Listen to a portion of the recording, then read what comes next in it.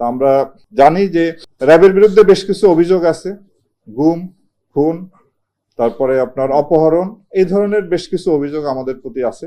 তা আমি আপনাদের মাধ্যমে দেশবাসীকে জানাতে চাই যে র্যাব সৃষ্টির পর আজ পর্যন্ত যে সমস্ত জনগণের যারা র্যাব দ্বারা নির্যাতিত বা অত্যাচারিত হয়েছেন তাদের কাছে, এবং যারা হত্যাকাণ্ডের শিকার হয়েছেন যেমন নারায়ণগঞ্জের 7 খুন সহ যারা র্যাব কর্তৃক হত্যাকাণ্ডের শিকার হয়েছেন তাদের পরিবারের কাছে আমরা দুঃখ প্রকাশ করি এবং ক্ষমা প্রার্থনা করি, এবং পাশাপাশি এই সমস্ত ঘটনার সুষ্ঠু তদন্তের মাধ্যমে এর বিচার যাতে হয় সেটা আমরা প্রত্যাশা করি।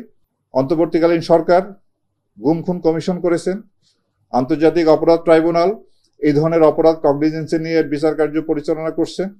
তা আমরা আশা করব সুষ্ঠু নিরপেক্ষ তদন্তের মাধ্যমে আমাদের বিরুদ্ধে যে অভিযোগ আছে তার সুষ্ঠু তদন্ত হবে এবং এর বিচার হবে, এবং এইভাবেই আমাদের দায় মুক্তি সম্ভব। অন্য কোনোভাবেই আমরা এই দায় থেকে মুক্ত হতে পারবো না। কেবলমাত্র সুষ্ঠু তদন্ত এবং বিচারের মাধ্যমেই আমরা দায় মুক্ত হতে চাই।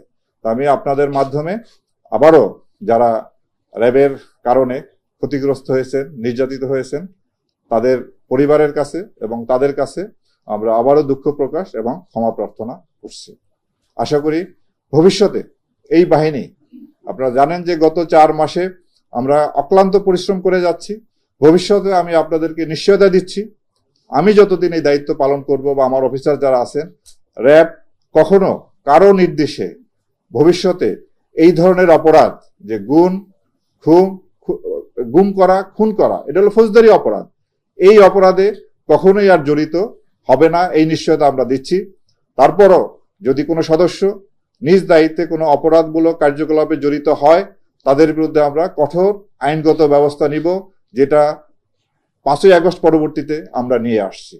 তো আমি আপনাদের কাছে বিনীতভাবে অনুরোধ জানাবো, আপনারা আমাদের এই দায়িত্ব পালনের ক্ষেত্রে আমাদের এই কাজে সহায়তা করবেন, এবং আমরা জনগণেরও সহায়তা প্রত্যাশা করি। জনগণের সহায়তা ব্যতীত কোনো বাহিনী, আইন শৃঙ্খলা রক্ষাকারী কোনো বাহিনী তার সাফল্য অর্জন করা সম্ভব হবে না, হয় নাই, হবেও না।